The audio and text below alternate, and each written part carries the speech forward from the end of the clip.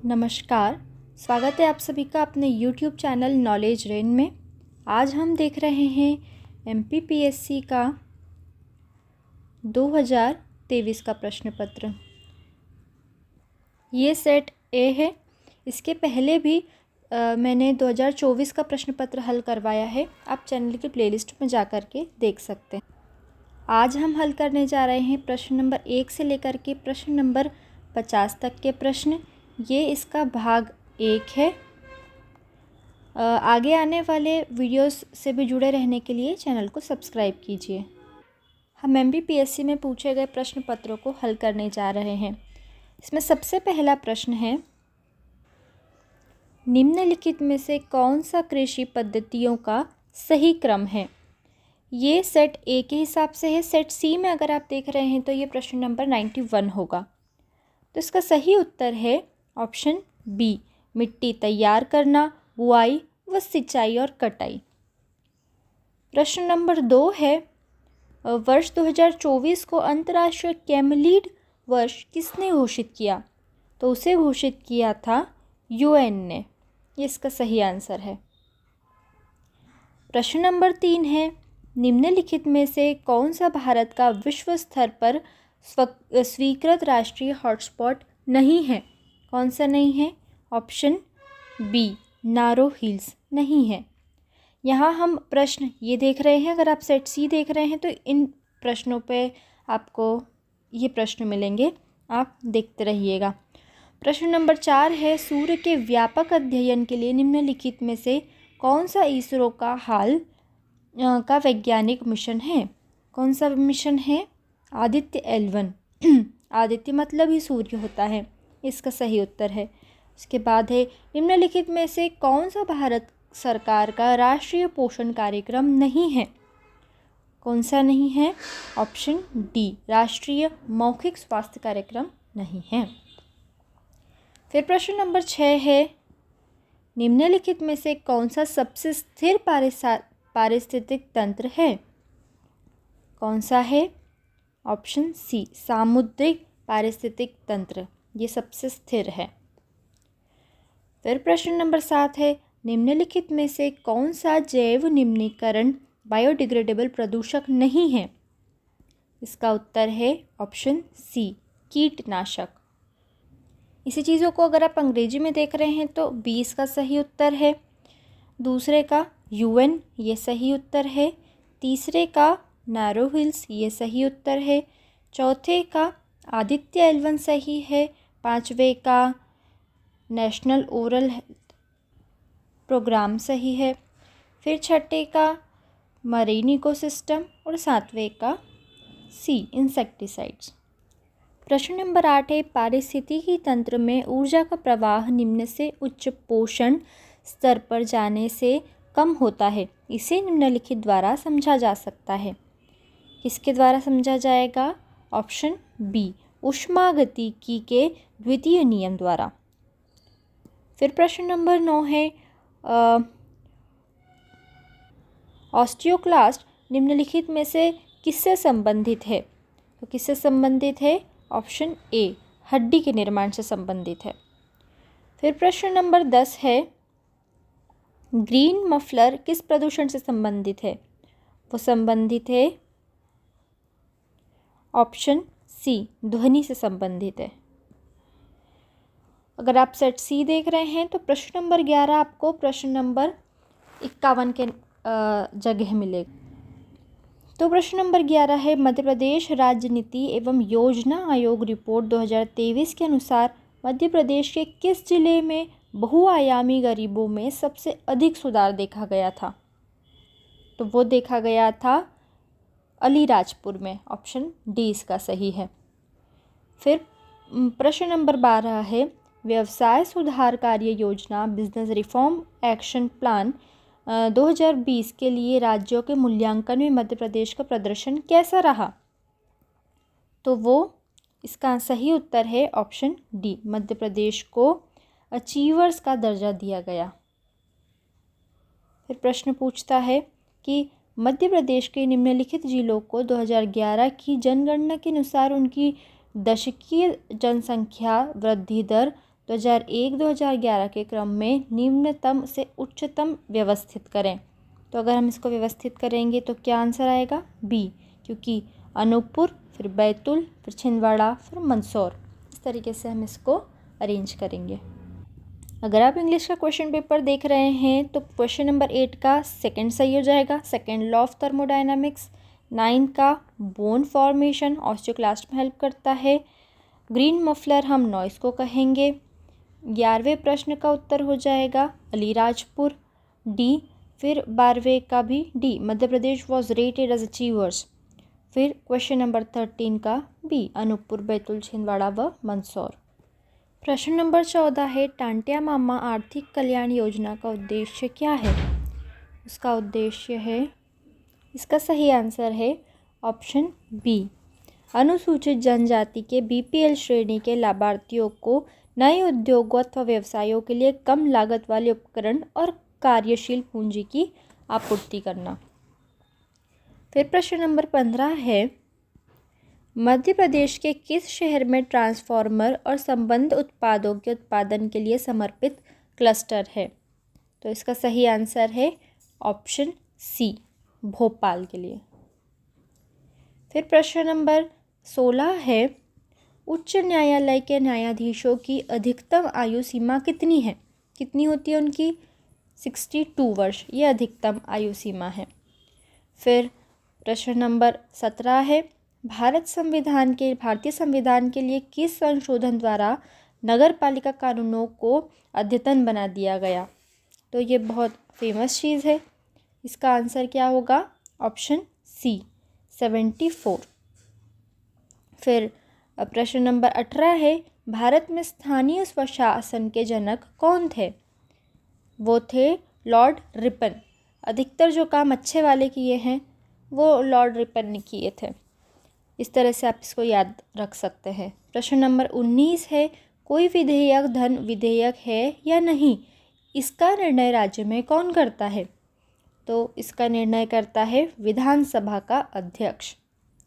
फिर प्रश्न नंबर 20 है, निम्नलिखित में से कौन मध्य प्रदेश विधानसभा के प्रथम अध्यक्ष थे? प्रथम अध्यक्ष थे पंडित कुंजीलाल दुबे, डी इसका सही उत्तर है। अगर आप इन्हीं प्रश्नों को इंग्लिश में देख रहे हैं तो 14 का आंसर बी सही हुआ, supplying low cost equipment and working capital for new industries और businesses to BPL category beneficiaries of scheduled tribe. Question number 15 का आंसर सी सही होगा, भोपाल। क्वेश्चन नंबर 16 का आंसर बी सही है। क्वेश्चन नंबर 18 का आंसर डी सही है। सॉरी, क्वेश्चन नंबर 17 का आंसर सी सही है, 74। क्वेश्चन नंबर 18 का D, lord Ripon. Question number 19 का C, speaker of Vidhan Sabha. And question number 20 it is D, Pandit Kunjilal Dubey. प्रश्न नंबर 21 है, निम्नलिखित में भारतीय संविधान का कौन सा अनुच्छेद लोक सेवा आयोगों के व्यय से संबंधित है? तो इसका आंसर होगा ऑप्शन सी, अनुच्छेद 322। फिर प्रश्न है, योजना आयोग के स्थान पर एक नई संस्था नीति आयोग का गठन कब किया गया था? तो वो किया गया था 1 जनवरी 2015 को, ऑप्शन सी इसका सही आंसर है। फिर प्रश्न नंबर 23 है, 12वें वित्त आयोग के अध्यक्ष कौन थे? वो थे डॉक्टर सी रंगराजन, इसका बी सही आंसर है। क्वेश्चन नंबर 24 है, खाद्य संरक्षण आयोग निम्नलिखित में से किस अधिनियम के अंतर्गत स्थापित एक वैधानिक निकाय है? तो उसका आंसर है ऑप्शन ए, राष्ट्रीय खाद्य सुरक्षा अधिनियम 2013। फिर प्रश्न नंबर 25 है, राष्ट्रीय महिला आयोग के कार्य निर्दिष्ट हैं। राष्ट्रीय महिला आयोग अधिनियम 1990 की धारा 10 में है, ठीक है। फिर प्रश्न नंबर 26 है, निम्नलिखित में से कौन सा अधिकार राष्ट्रीय मानवाधिकार आयोग के दायरे में नहीं आता है? तो शिक्षा से संबंधित अधिकार नहीं आता है, इसका आंसर बी सही होगा। फिर प्रश्न नंबर 27 है, राष्ट्रीय अनुसूचित जनजाति आयोग के अध्यक्ष और उपाध्यक्ष के अतिरिक्त सदस्यों की कुल कितनी संख्या है? इसका आंसर है ऑप्शन सी, 3 सदस्यों की संख्या है। फिर प्रश्न नंबर 28 है, भारत के नियंत्रक एवं महालेख परीक्षक अधिकतम कितने वर्षों के लिए अपना पद धारण कर सकते हैं? तो 6 वर्षों के लिए धारण कर सकते हैं। ऑप्शन सी इसका सही आंसर है। फिर प्रश्न नंबर 29 है, राष्ट्रीय हरित अधिकरण एनजीटी का मुख्यालय कहाँ स्थित है? तो वो कहाँ स्थित है? ऑप्शन बी नई दिल्ली में स्थित है। फिर प्रश्न नंबर 30 है, सिविल सेवा परीक्षा की समीक्षा हेतु संघ लोक सेवा आयोग ने जुलाई 2000 में किसकी अध्यक्षता में एक समिति का गठन किया था? किसकी अध्यक्षता में किया था? प्रोफेसर योगेंद्र कुमार अलग के अगर आप इंग्लिश का क्वेश्चन पेपर देख रहे हैं तो इसका ऑप्शन सी सही है। आर्टिकल 322 इसका आंसर सी सही है। 1 जनवरी 2015 इसका सही है ऑप्शन बी। डॉक्टर राजरंजन 24 का है ऑप्शन ए। फिर 25 का है option C, section 10 of national commission for women act 1990। 27 का है सी, 3 मेंबर्स। 26 का है B, rights relating to education. 28 का है सी, 6 ईयर्स। 29 का है बी, न्यू दिल्ली। और 30 का है डी, प्रोफेसर योगेंद्र कुमार अलग। प्रश्न नंबर 31 है, amateur kabaddi federation of India के मुख्यालय कहाँ पर स्थित है? तो वो स्थित है ऑप्शन सी, जयपुर में। फिर प्रश्न नंबर 32 है, निम्नलिखित में से कौन सी खिलाड़ी टोक्यो ओलंपिक 2020 में भारतीय महिला हॉकी टीम में शामिल नहीं है? तो कौन सी नहीं है? उपयुक्त शामिल रही है ना, तो सुशीला चानू भी शामिल है, मेनका भी है और वंदना कटारिया भी है। तो इसका आंसर ऑप्शन डी सही रहेगा। फिर प्रश्न नंबर 33 है, मेजर ध्यानचंद खेल रत्न पुरस्कार 2022 किस खिलाड़ी को प्रदान किया गया था? तो वो प्रदान किया गया था शरत कमल को। फिर प्रश्न नंबर 34 है, निम्नलिखित में से किसको विज्ञान और इंजीनियर के क्षेत्र का पद्म विभूषण 2023 प्रदान किया गया है?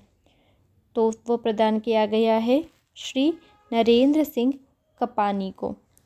फिर प्रश्न नंबर 35 है, निम्नलिखित में से कौन सा सुमेलित नहीं है? इसका आंसर है ऑप्शन सी, केंद्रीय भारतीय भाषा संस्थान मुंबई। फिर प्रश्न नंबर 36 है, भारत ने अपना पहला एक दिवसीय अंतर्राष्ट्रीय क्रिकेट मैच किस देश के साथ और किस वर्ष में खेला था? इसका सही आंसर है ऑप्शन डी, इंग्लैंड, 1974। फिर प्रश्न नंबर 37 है, 21 जून को अंतर्राष्ट्रीय योग दिवस के रूप में मनाया जाना किस वर्ष से प्रारंभ हुआ था? तो वो हुआ था 2015 से। फिर प्रश्न नंबर 38 है, प्रथम भारतीय महिला सैनिक स्काई ड्राइवर कौन है? तो वो है मंजू, ऑप्शन बी इसका सही है। फिर निम्नलिखित में से किस उद्योगपति को भारत का इस्पात पुरुष कहा जाता है? किसको कहा जाता है? ऑप्शन सी, जमशेद जे ईरानी को कहा जाता है। फिर प्रश्न नंबर 40 है, सेंट्रल बैंक अवार्ड 2023 में गवर्नर ऑफ द ईयर पुरस्कार किस देश के सेंट्रल बैंक के गवर्नर को प्रदान किया गया था? ऑप्शन डी, भारत को प्रदान किया गया था। अगर आप इसी का इंग्लिश वाला पेपर देख रहे हैं, 31 का ऑप्शन सी सही है, जयपुर। 32 का D, all of the above. 33 का भी डी, शरद चंद्र कमल। 34 का डी, नारायण सिंह कृपलानी। और 35 का C, central institute of Indian languages Mumbai. 36 का है डी, इंग्लैंड, 1974। 37 का है बी, 2015। 38 का है मंजू, बी। 39 का है जमशेद जे ईरानी, सी। 40 का है डी, इंडिया। प्रश्न नंबर 41 है, निम्नलिखित में से कौन सा एक ई प्रोक्योरमेंट पोर्टल नहीं है? कौन सा नहीं है? ऑप्शन सी, MP ऑनलाइन नहीं है। क्वेश्चन नंबर 42 है, निम्नलिखित में से कौन सा इंटरनेट कनेक्शन का एक प्रकार है जो टेलीफोन लाइनों का प्रयोग करता है? कौन सा करता है? Option A DSL। Question number 43 है, ई कॉमर्स का निम्नलिखित में से कौन सा लाभ है? तो इसका आंसर क्या होगा? ऑप्शन ए 24/7 कार्य करने की क्षमता। फिर प्रश्न नंबर 44 है, निम्नलिखित में से कौन सा साइबर हमले का एक प्रकार है जिसमें उपयोगकर्ता को संदेशशील सूचना को जाहिर करने के लिए छल करना शामिल है? इसका आंसर है ए फिशिंग हमला। प्रश्न नंबर 45 है, साइबर सुरक्षा में एक फायरवॉल का क्या उद्देश्य है? उसका क्या उद्देश्य होता है? 45 का बी, एक नेटवर्क की अनाधिकृत पहुंच को अवरुद्ध करना। प्रश्न नंबर 46 है, फ्लिपकार्ट, अलीबाबा, अमेज़ॉन किसके उदाहरण हैं? तो वो हैं ऑप्शन सी B2C। अगर आप इसी का इंग्लिश वाला देख रहे हैं तो 41 का आंसर हो जाएगा सी MP ऑनलाइन, 42 का आंसर होगा ए DSL, 43 का आंसर होगा ए एबिलिटी टू ऑपरेट 24/7।